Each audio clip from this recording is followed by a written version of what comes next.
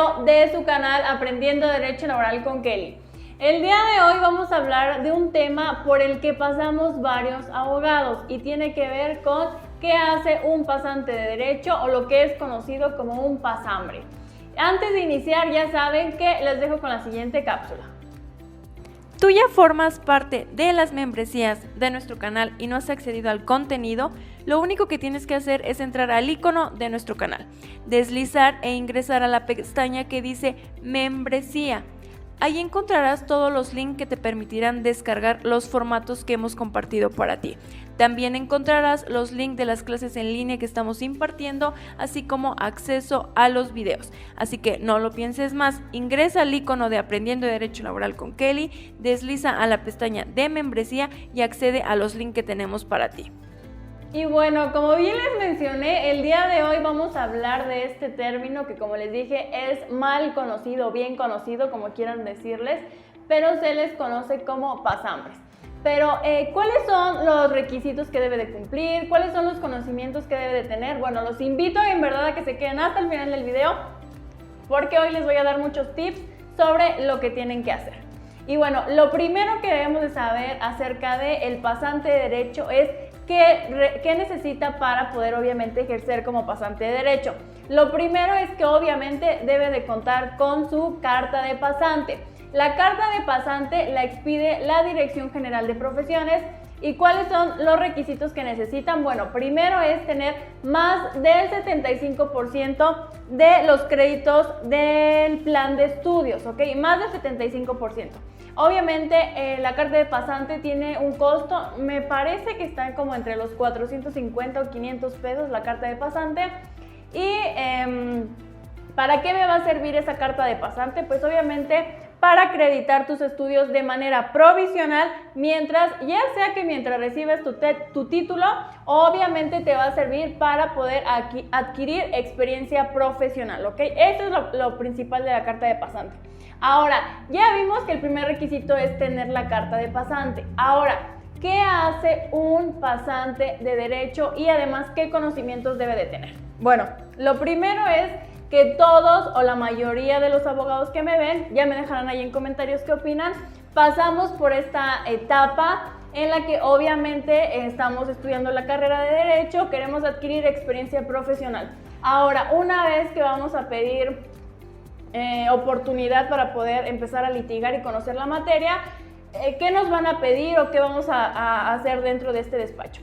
Bueno, lo primero es que vamos a tener que revisar expedientes. Ahora bien, para poder revisar expedientes, obviamente necesitamos conocer el procedimiento. Recuerden, y se los he dicho a lo largo de estos videos, que estamos actualmente bajo dos procedimientos.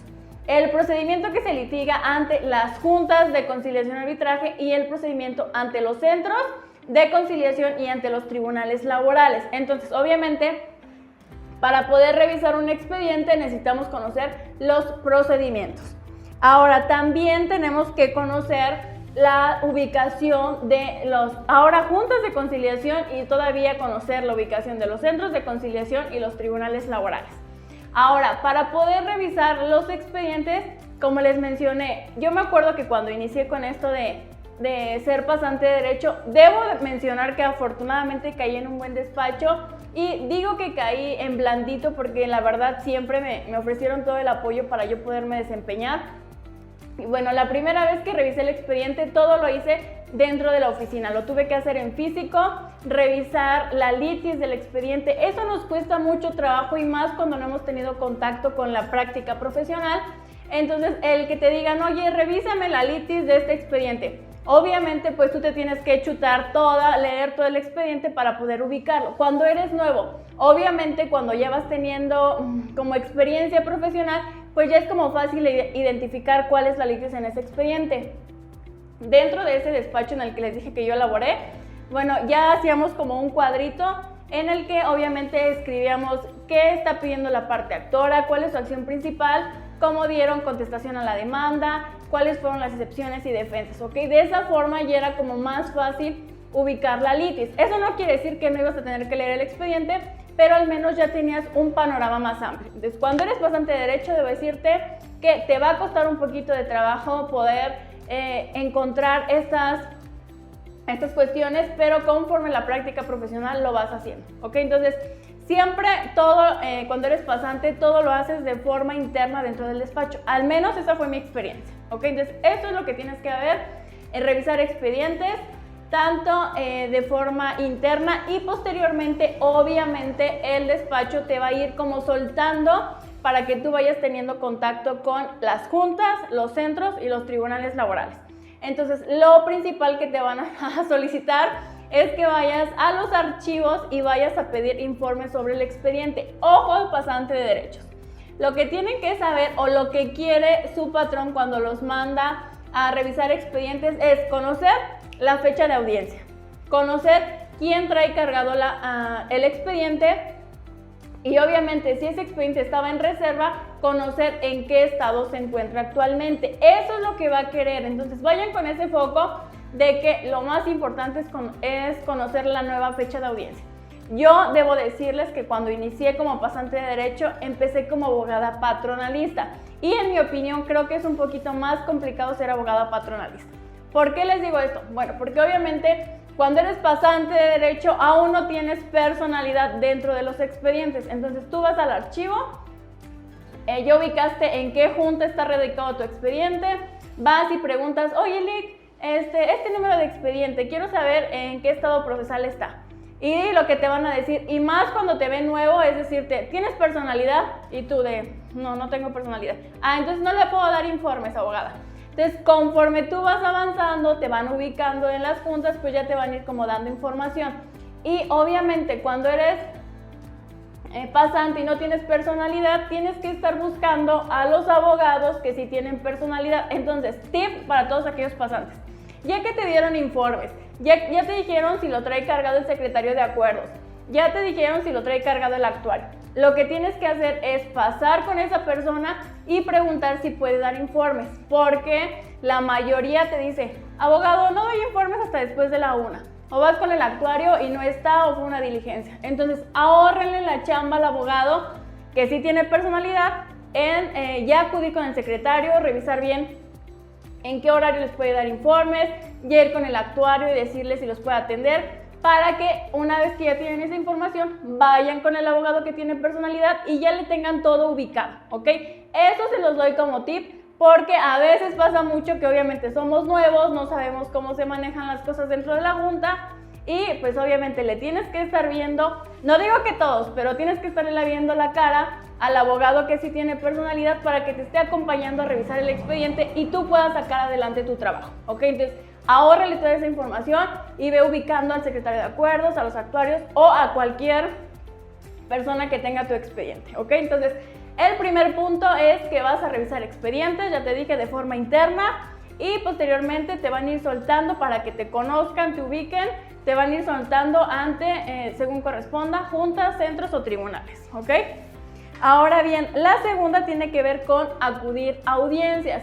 Eso pues obviamente ya que tú tuviste contacto con los archivos de las juntas, ya te fueron ubicando, ya saben a qué despacho perteneces, ya te van a poder soltar a las audiencias. Recordemos, por eso le dije que es importante conocer el procedimiento, porque no es lo mismo un procedimiento ante las juntas de conciliación que un procedimiento ante los tribunales. Recordemos que las juntas de conciliación tienen la audiencia de conciliación, demanda y excepciones, ofrecimiento y admisión de pruebas, desahogo de pruebas, alegatos y el laudo, ¿ok? Y los tribunales laborales tienen una etapa escrita, después tienen la audiencia oral, que es la audiencia preliminar, la audiencia de juicio y van a dictar sentencia, ¿ok? Entonces, tenemos que conocer el procedimiento para poder acudir a audiencias. Ahora, una vez que empiezas a acudir a audiencias, lo principal y que todos debemos de conocer es poder acreditar personalidad y eso lo hacemos a través de la comparecencia, ¿ok? Si no saben cómo comparecer, ya por aquí les dejé un videito acerca de cómo acreditar personalidad, tanto si vamos por la parte actora como si vamos por la parte demandada. Yo digo que cuando vamos por la parte actora es un poquito más fácil. Como les dije, yo inicié como pasante y era abogada patronalista Y acreditar personalidad por una persona moral es más complicado porque tienes que leer un instrumento notarial, tienes que ver si la persona que te está dando poder tiene facultades para ello, y obviamente hay veces que dentro del instrumento notarial puedes venir tú, o en su defecto tienes que acreditarlo o acompañarlo con una carta poder. Si no saben al respecto, ya también por aquí les hice un videito, y además en la parte de descripción pueden encontrar cómo hacer una comparecencia. Al principio, cuando somos pasantes, yo al menos llevaba una hojita en la que escribía: comparece por la parte actora o demandada, su apoderada legal, licenciada fulana de tal, quien acredita personalidad. ¿Con qué lo vas a acreditar? Si eres parte actora, con la carta poder; si eres por la parte demandada, con el instrumento, y además con la carta poder, o en su defecto con puro instrumento notarial, ¿ok? Y ya con eso acreditas personalidad y te tienes que identificar. ¿Con qué te vas a identificar? Pues obviamente si eres pasante, con tu carta de pasante o con tu cédula profesional, ¿ok? Eso lo pueden revisar en este video que les voy a dejar por aquí. Y recordemos, la comparecencia no va a ser la misma en todas las audiencias. Si es una comparecencia en un desahogo de una prueba testimonial, pues obviamente sabemos que desde la comparecencia debemos de acreditar la personalidad de los testigos, o si es una confesional, también tenemos que desde la comparecencia identificarlos, ¿ok? Entonces eso es importante que lo conozcan. Y si quieren aprender más al respecto, los invito a que puedan suscribirse a nuestra Academia de Derecho Laboral. Y bueno, en otro tema, pues ya les dije, tenemos que conocer ese procedimiento, nos van a ir soltando las audiencias, tenemos que aprender a comparecer. Algo importante, si ya nos van a soltar a las audiencias, es que debemos de saber realizar cálculos, ¿ok? Porque obviamente si tú ya vas a una audiencia, vas por la parte actora, y tu contrario te dice: oye, Lee, ¿cuánto está pidiendo tu actor? Y a lo mejor te das cuenta que en el expediente no hay una cuantificación, pues tú desde ese momento pues realizas la cuantificación. Oye, está reclamando vacaciones, prima vacacional, aguinaldo, tiempo extraordinario, en fin, todo lo que esté reclamando, haces el cálculo y en ese momento le puedes dar la propuesta a la parte demandada. Entonces hay que saber hacer cuantificaciones.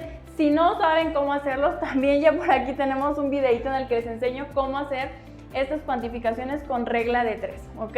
Entonces es importante esa situación. Además, también algo importante y que a mí me pasó también cuando somos pasantes y no tenemos tanta práctica, es que a veces te dicen lo que puede suceder en la audiencia, ¿ok? Oye, pues si tú vas por la parte actora, compareces, ratificas tu escrito inicial de demanda. Estamos hablando de una audiencia de conciliación, demanda y excepciones. Y si tú vas por la demandada, bueno, acreditas personalidad, das contestación a la demanda y vas a hacer contrarréplica, ¿ok? Pero nadie te dice: oye, Lick, ¿y qué pasa si en ese momento la parte actora interpone un incidente de personalidad? Eso a mí me pasó y la verdad que es muy agobiante el no saber qué hacer ante un incidente de personalidad. Obviamente, abogados de la parte demandada, debo decirles que primero se tienen que enfocar a dar contestación a la demanda. Así tú estés viendo que en su uso de la voz la parte actora está promoviendo un incidente de personalidad, tú en tu uso de la voz enfócate únicamente en dar contestación a la demanda y posteriormente ya hablas acerca del incidente, porque a veces eso los abogados únicamente lo hacen con el afán de que a ti se te olvide dar contestación a la demanda y te enfoques únicamente al incidente. Y obviamente si dice la Junta que tienes personalidad, no diste contestación a la demanda, entonces se te va a dar en sentido afirmativo, ¿ok? Entonces primero dar contestación y ya después hablan acerca del incidente, que solicite sea desechado el incidente en virtud de que sí cuentas personalidad, tal y como se acredita con el instrumento notarial o con la carta poder, en fin, ¿ok? Entonces siempre den contestación a la demanda. Por eso les digo, a veces los abogados no te dicen todo lo que puede pasar en las audiencias, pero siempre pues obviamente está de ti. Y por eso les digo, lean todos los expedientes que encuentren en el despacho en el que estén trabajando para que puedan darse una idea de qué es lo que puede pasar en las audiencias y no los agarren de bajada, como a muchos, no crean que solamente a mí, yo creo que muchos abogados pasamos por esa etapa. Y pues obviamente son gajes del oficio, pero pues hay que aprender a saber qué hacer al respecto. Y ahora bien, ¿qué otra cosa hacen los pasantes de derecho? Bueno, A mí algo que también, antes de aventarme a las audiencias, por así decirlo, me enviaban a los citatorios de la Procuraduría de la Defensa del Trabajo. Ya también por aquí les hice un videito en el que hablamos acerca de la diferencia entre los citatorios de la Procuraduría de la Defensa del Trabajo y los citatorios de esta nueva reforma que son los centros de conciliación. Entonces, a mí me enviaban a estos citatorios de la Procuraduría de la Defensa del Trabajo, que sabemos que no son obligatorios. Sin embargo, les dije que yo era abogada patronalista, las empresas sí nos decían que acudiéramos a los citatorios y obviamente debes de saber hacer cuantificaciones porque la parte actora te va a hacer su propuesta o la Procuraduría te va a pasar la propuesta y pues tú obviamente tienes que valorar de, oye Lic, esto no le toca de vacaciones, oye Lic, la prima de antigüedad no entra, oye la indemnización pues vamos a los 45 días, en fin, tú tienes que saber hacer cuantificaciones para que puedas dar un buen resultado y un buen informe al despacho para el que estás trabajando, ¿ok? Entonces pueden enviarte, ahorita ya no, me parece que ya no existen estos citatorios, o creo que en algunos estados aún los siguen manejando, pero ahora están los citatorios o la solicitud de conciliación ante los centros de conciliación. Entonces los pasantes nuevamente tienen que estar acudiendo a esa situación. ¿Y qué tienen que saber? Pues lo mismo, hacer cuantificaciones y además recordemos que con toda esta reforma y con todo esto de la pandemia hubo una mayor amplitud en lo que tiene que ver con los medios digitales. Entonces sabemos que podemos levantar una solicitud de conciliación. En el Estado de México es a través de, hoy se me fue la plataforma del Estado de México, pero puedes levantar tu solicitud de conciliación a través de esa plataforma, todo es a través de línea. Ok, entonces tú tienes que tener, obviamente como pasante de derecho, contar con la información del trabajador, subirla al sistema y lograr que te den una cita. También puede ser presencial y a ti también te van a estar solicitando que vayas a este tipo de conciliaciones, ¿ok? Entonces hay que tener o estar mucho al día sobre las plataformas que están manejando en los diferentes estados.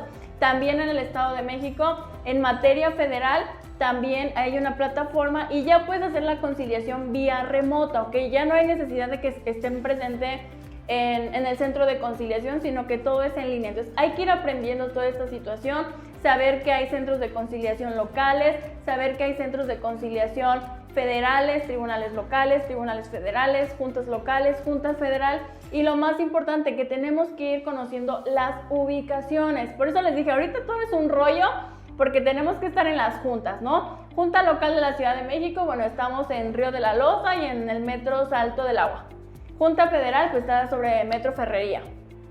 Pero ahora tienes a los centros de conciliación que están en Tlalnepantla, pero en Ecatepec, pero en Texcoco, los tribunales laborales igual. Entonces hay que ir ubicando para que cuando tengas que acudir a estas autoridades, pues obviamente ya sepas dónde están ubicados.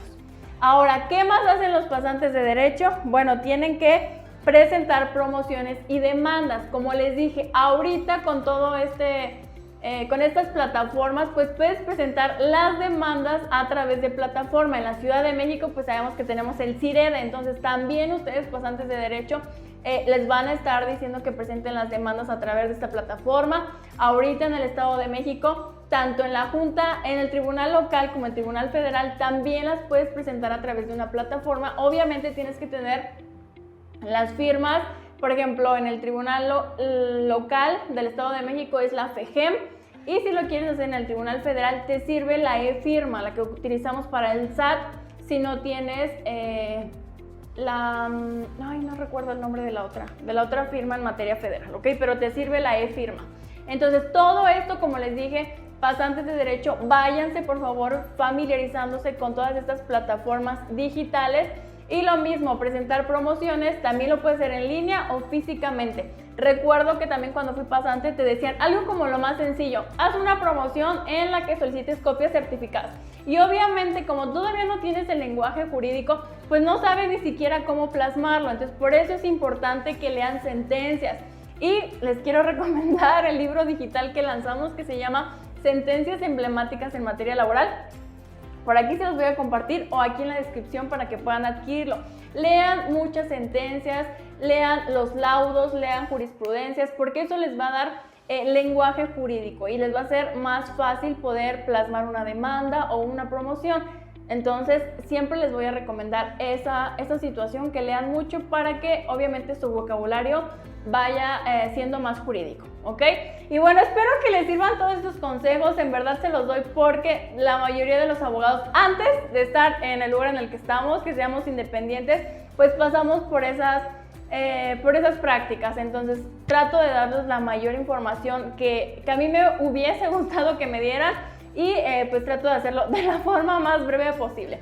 Y pues espero en verdad que les sirva toda esta información. Me gustaría que me dejaran en comentarios qué opinan ustedes acerca, si son pasantes, qué opinan al respecto, y si son abogados, que me dejaran ahí en comentarios sus experiencias cuando fueron pasantes o pasantes. Y bueno, pues por mi parte ha sido todo. Cuídense mucho. Hasta luego.